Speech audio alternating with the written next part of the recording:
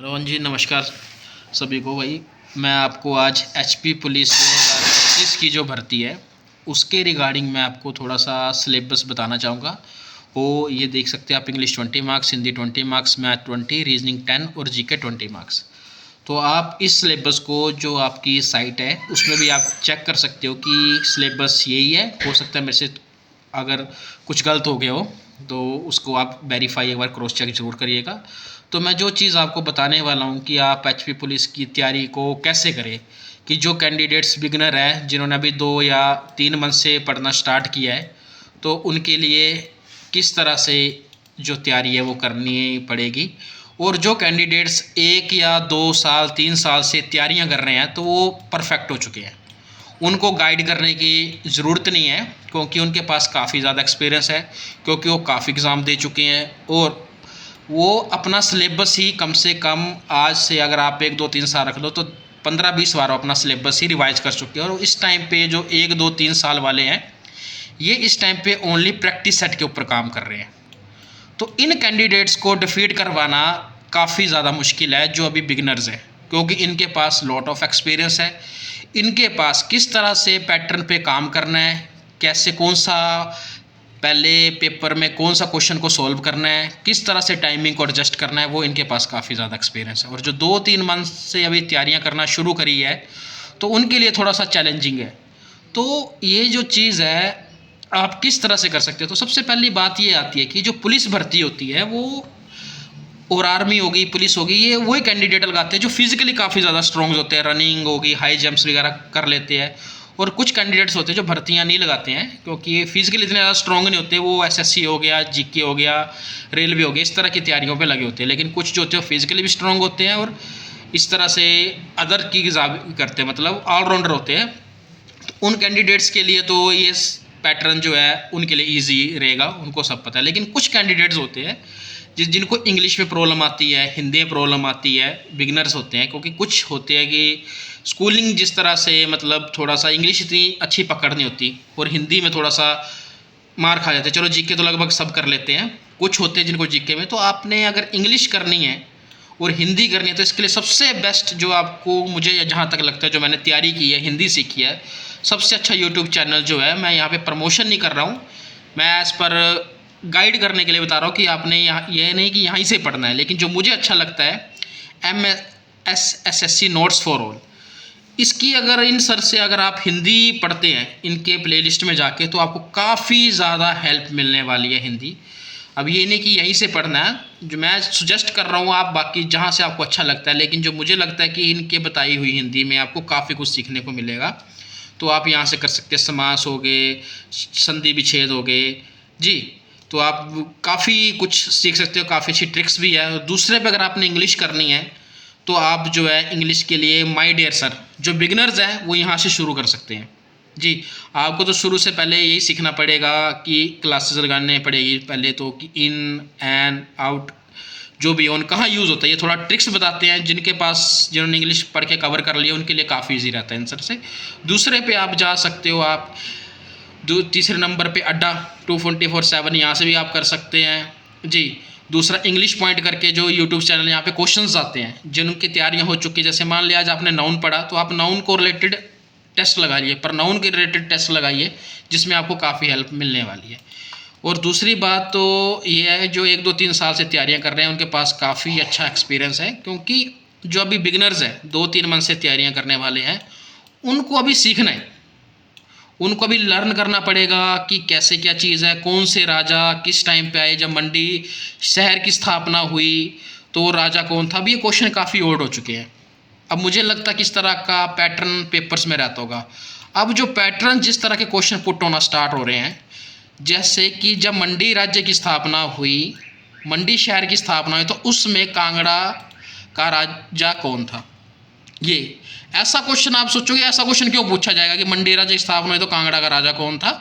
क्योंकि इसलिए, क्योंकि ये हो सकता है जिसमें मंडी शहर की स्थापना हुई उस टाइम कांगड़ा के राजा और मंडी के राजा के बीच कोई वॉर हुई होगी किसी चीज़ को लेके, तो इसलिए ये क्वेश्चन जो है पुट हो जाते हैं। और ऐसे क्वेश्चन को समझने के लिए अगर आपको 1 2 साल से आप तैयारी कर रहे हो, कुछ शार्प माइंडेड होते हैं जो 5 6 मंथ में पढ़ के कर लेते हैं, सभी एक जैसे नहीं होते।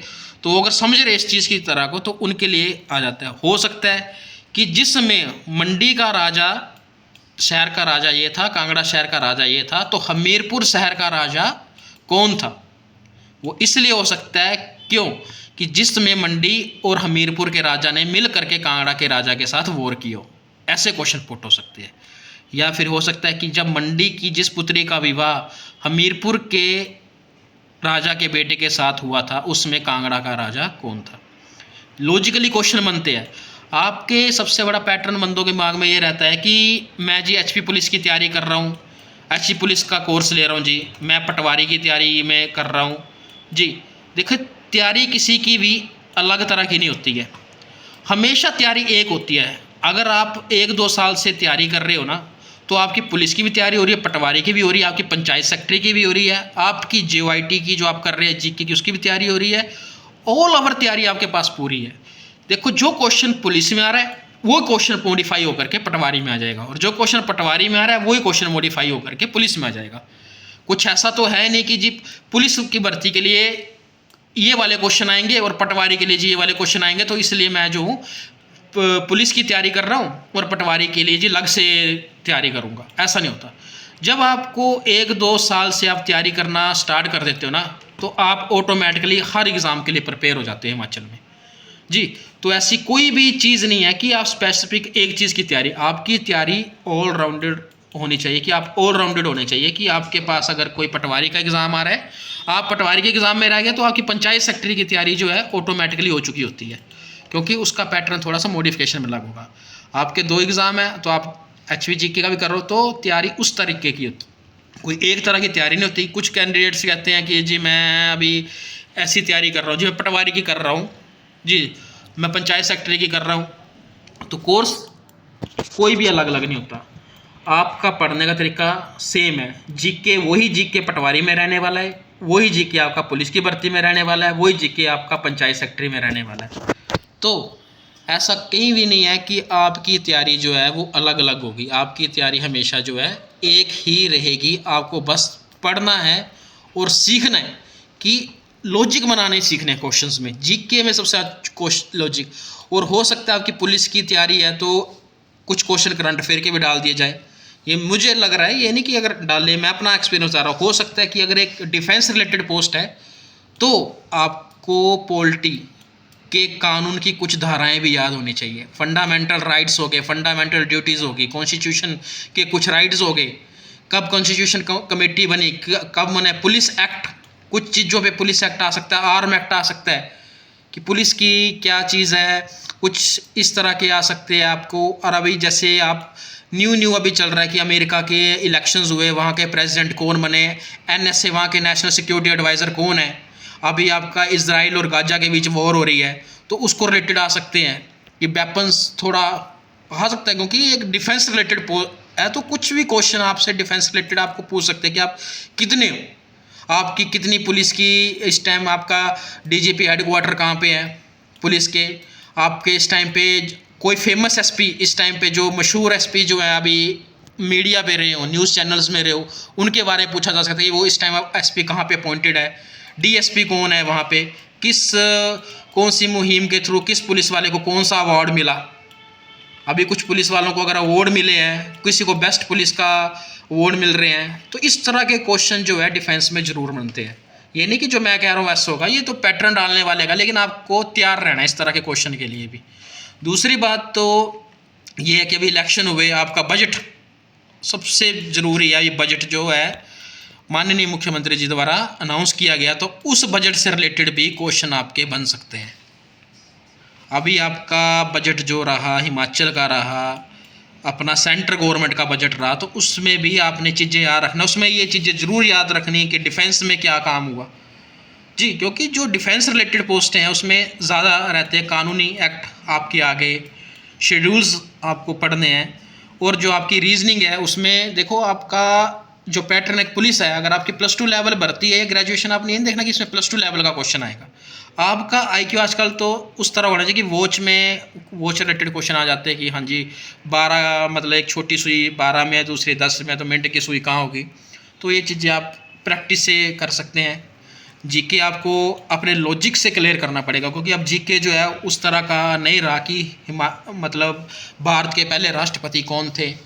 अब इस तरह का जीके जो है बड़ा कम है। अब आपका जीके जो है लॉजिकली चल रहे हैं, जिसके लिए आपकी तैयारी जो है वो आप काफ़ी टाइम से अगर कर रहे हैं तो करिए, और आप 2-3 मंथ से कर रहे हैं तो अपना काफ़ी अच्छा हार्ड वर्क रखिए, जिससे आप चल सकते हैं। जो मुझे यूट्यूब चैनल्स लगे कि मुझे सुजेस्ट करने चाहिए थे वो मैंने करे। बाकी आपको जहाँ से अच्छा लगता है आप कर सकते हैं। बाकी एक बार क्रॉस वेरीफाई ज़रूर करिएगा कि जो मेरी दी हुई इन्फॉर्मेशन पे आप डिपेंडेंट ना रहिए, क्योंकि हो सकता है मैं आपको 5% गाइड कर सकता हूँ, या 2% मेरी कुछ बातों से आपको अच्छा लगा हो, या 1% भी अगर आपको मेरी बात कुछ अच्छी लगी हो तो वो काफ़ी अच्छी चीज़ है। ये नहीं कि मैं आपको 100% ही जो बताऊँगा वो सही होगा। कुछ परसेंट मेरी बातों से आपको लगा हो कि हाँ ये चीज़ हमें समझनी चाहिए। तो मेन सबसे बड़ा का आपने यही चीज़ करनी है कि कोई भी भर्ती की तैयारी अलग अलग नहीं होती है जी। आपने बेवकूफ़ नहीं बनना है कि कोई आपको कहता है जी पुलिस भर्ती की तैयारी आ गई है तो हमको पुलिस का अलग से आएगा, पटवारी की तैयारी आ गई जी पटवारी का अलग से आएगा जी। आपको एक मतलब ऑलराउंडेड स्टूडेंट बनना है, कि आपको बेवकूफ़ नहीं बनना है किसी के द्वारा कि जी पटवारी की आ गई, आप पटवारी की तैयारी कर रहे हैं या पुलिस की तैयारी करिए। कन्फ्यूज़न है। आपने वही जीके पढ़ना है जो बुक आपके पास है, जीके की जो बुक आपके पास हिंदी की है, जो आपके पास एचपी जीके की है, उसी बुक से तो एचपी पुलिस का आएगा, उसी से तो आएगा। बस आपने प्रैक्टिस सेट लगाने, जितने ज़्यादा आपको प्रैक्टिस सेट मिलते हैं आप उतने ज़्यादा लगाइए। प्रैक्टिस मेक्स मैन परफेक्ट जो आपको बनाएगी। तो अगर आपको मेरे द्वारा दी गई इन्फॉर्मेशन अच्छी लगी हो तो लाइक एंड सब्सक्राइब जरूर करना, और अगर आपसे कुछ सही ना लगा हो तो उसके लिए सॉरी। बाकी आप जो भी चीज़ें बताएं एक बार आप अपनी साइट्स में जाके क्रॉस वेरीफाई ज़रूर करना। और जो बिगनर्स के लिए मेरी ये वीडियोस थी किस तरह से आपने तैयारी करनी है। और दूसरी जो चीज़ है, दूसरी जो मैंने आपको बताया कि बिगनर्स को 2 इशू सबसे पहले आते हैं, ठीक है। फर्स्ट और सेकंड इशू ये आता है कि अगर वो सुबह एचपी जीके पढ़ रहे हैं और दोपहर को अगर हिंदी जीके पढ़ रहे हैं तो वो थोड़ा सा कंफ्यूज हो जाते हैं। उनको थोड़ा सा पता नहीं लगता कि कन्फ्यूज़न क्रिएट हो जाती है कि अभी मंडी का राजा मैंने पढ़ा था उसके टाइम पे ये था, उनकी रानी की मृत्यु हो गई, तो वो कैसे याद रखें, किस तरह से मतलब अपनी तैयारी को स्टार्ट करें, चाहे पुलिस की भर्ती हो कुछ। देखिए सबसे पहले 2 चीज़ें आपने करनी है। आपने अगर सुबह आपने एचपी जीके पढ़ा है जी, देखो हर बंदे का आईक्यू अलग अलग होता है। कोई 1 घंटे में समझता है, कोई 2 घंटे में, तो कोई 30 मिनट में समझ जाता है जी। तो अगर आपने एचपी जीके पढ़ा, जितना आपका मन हो गया, जितना आपको समझ आ गया, आपने उतना पढ़ना है। ज़बरदस्ती नहीं डालनी दिमाग में कि ज़बरदस्ती, ठीक है। उसके बाद ब्रेक लिया, उसके बाद जो सब्जेक्ट आपको अच्छा लगता है उसको पढ़िए। उसके बाद अपना इंडिया जीके करिए, जो आपका पॉलिटी पढ़िए। फिर रात को सोते टाइम जो सुबह आपने पढ़ा है एचपी जीके का उसको रात को रिवीजन करिए। उसी तरह हर चीज़ जो आपने दिन में पढ़ी उसको रात को रिवीजन कर रहे, अगले दिन उठे। जब अगले दिन आपने माना आज एचपी जीके के मंडी के 3 राजाओं की आपने पिछले कल जो थी हिस्ट्री पढ़ी, तो अगली 3 राजाओं की पढ़ने से पहले सुबह फिर से उन 3 राजाओं की हिस्ट्री को दोबारा से रिवीज करिए। क्यों? पिछले दिन अगर आपने उन 3 राजाओं को हिस्ट्री को पढ़ने के लिए अगर आपका 2 आवर्स लगे होंगे ना, 2 घंटे, तो रात को रिवीजन करते टाइम आपको उस राजा के लिए 1 आवर्स जो है 1 घंटा दोबारा से लगा होगा, क्योंकि आपने उनको थोड़ा सा दिमाग में बिठा लिया था जी। रात को 1 घंटा, जब अगले दिन आप उसी राजा को पढ़ोगे ना, तो मैं गारंटी के साथ बोलता हूँ आप 30 मिनट में उन राजाओं को दोबारा से रिवाइज कर सकते हैं, क्योंकि कुछ चीज़ें आपके दिमाग में रहेंगी, कुछ भूलेगी नहीं। देखो फ़र्क पड़ा ना कि जब फर्स्ट टाइम पढ़ा तब 3 घंटे लग गए या 2 घंटे लगे, जब उसी चीज़ को दोबारा से रिवाइज किया रात को तो 1 घंटा, अगले दिन सुबह किया तो 30 मिनट। फिर नेक्स्ट राजा पढ़ लिया आपने। टोटल राजा कितने हो गए? 6 राजाओं की स्टोरी आपने पढ़ ली। रात को 6 राजाओं की आपने रिवाइज करना है। फिर अगले दिन सुबह पहले 6 राजा किए, फिर अगले राजाओं को पढ़ा। इस तरह से आपका एक पूरा जैसे मंडी राज्य का आपने जीके ख़त्म कर लिया जी। अब अगली आपने चलाना है, डिस्ट्रिक्ट का चलाना है, तो अगली डिस्ट्रिक्ट के 2 राज्य पढ़ रहे हो, तो साथ में अपनी स्टडी ऐसे होनी चाहिए कि आपके मंडी के राज्य की भी रिवीजन साथ साथ चलनी चाहिए जी, इनकी रिवीजन भी चले। फिर जैसे 2 राजाओं की होगी जी, मंडी और कांगड़ा की आपने पढ़ ली हिस्ट्री, अगले दिन पढ़नी है, तो आप क्या करिए 2 दिन या 1 दिन, 2 दिन रखिए। 1 दिन में आपने मंडी राजा की पूरी हिस्ट्री, पूरी जो 3-4 पेज थे वो पढ़ने, अगले दिन उस राजा के रिलेटेड क्वेश्चन लगाने, फिर अगले उसके बाद कांगड़े करने। इस तरह से आपने करना है, मतलब भागना नहीं है जल्दी से सिलेबस कवर करने के लिए, हर चीज़ को प्यार से पढ़ना है। तो ये जो चीज़ है, ये जो चीज़ बता रहा है, ये 3-4 मंथ में कवर करना थोड़ा सा टफ हो जाता है। इसके लिए तभी तो कुछ कैंडिडेट्स होते हैं तो 2-2 साल से तैयारियां करना पहले ही शुरू कर देते हैं, और इसलिए नए कैंडिडेट्स जो हैं 2-3 मंथ की या 4 मंथ की तैयारी में थोड़ा सा वो है भूल जाते हैं। ये जो चीज़ें हैं जो मैंने बताई, इस तरह से पैटर्न को लर्न करने के लिए आपको थोड़ा सा टाइम लग जाता है। तो ये नहीं कि मैं डीमोटिवेट कर रहा हूँ, आप एक्सपीरियंस गेन करिए। अगर आपकी तैयारी 5 मंथ में हो रही है, 6 मंथ में हो रही है तो करिए जी। और ऐसा नहीं है कि जो बंदा 5 मंथ में पढ़ रहा है और जिस कैंडिडेट ने 3 मंथ से 2 साल से तैयारी कर रही है, तो सबसे ज़्यादा जो एक्सपीरियंस होगा वो 2 साल वाले के पास होगा। क्योंकि जो हारा होता है ना, जिसको जिस एग्ज़ाम में मार पड़ी होती है ना, उसको पता होता है कि मैंने किस एग्ज़ाम में क्या गलती करी है और कौन से क्वेश्चन पे मेरे को मार पड़ी, किस कारण से मैं 1 नंबर से रहा, किस कारण से मैं 2 नंबर से रहा। ये एक्सपीरियंस उस कैंडिडेट के पास सबसे ज़्यादा होता है, जो बंदा 1-2 साल से तैयारियों में लगा है और जो 1 एग्ज़ाम में रह रहा है, 2 एग्ज़ाम में रह रहा है, 3 में रह रहा है, उसके पास सबसे ज़्यादा एक्सपीरियंस होता है। उसको पता है कि जो आने वाला एग्ज़ाम है उसमें मैंने क्या करना है। और आप कभी भी देखना, जिस कैंडिडेट के पास 1-2 साल से तैयारी करते टाइम हो जाता है ना, जो सिलेबस पेपर में आता है उसको तो करता ही करता है, लेकिन वो एक्स्ट्रा भी पढ़ता है। उसे पता है कि डिफीट दूसरे कैंडिडेट्स को कहाँ पे करना है। एक अच्छा स्कोर लेना जो है एग्ज़ाम में काफ़ी ज़रूरी बनता है। कि कुछ कैंडिडेट्स जो है पॉइंट में पास होते हैं और कुछ कैंडिडेट्स का मार्क्स अच्छे होते हैं कि फुल सेटिस्फाइड होकर के वो, उनको पता होता है कि अब हमारी सिलेक्शन पक्की है जी। और दूसरी गलती यही कर देते हैं कि आपके पास जो है टाइम, इस टाइम कम है तो आप जो है दिन रात मेहनत करिए और ज़रूर आपको सफलता मिलेगी। अगर आपका फर्स्ट टाइम है तैयारी करना स्टार्ट किया तो दिमाग पे बोझ नहीं डालना है। देखिए, सबसे पहले मैं आपको एक चीज़ बता देता हूँ, कि आपको मैं सबसे पहले बताता हूँ कि कोई भी इंसान जो है वो 1 दिन में या 10 दिन में पेपर क्लियर करना उसके लिए नामुमकिन है। पहले जब आप पेपर दोगे आप डीमोटिवेट होगे कि यार वो एक बंदा निकल गया, मैं रह गया, तो आप डीमोटिवेट हो जाओगे काफ़ी ज़्यादा कि मेरे को तो आ ही नहीं रहा है। ऐसा नहीं है।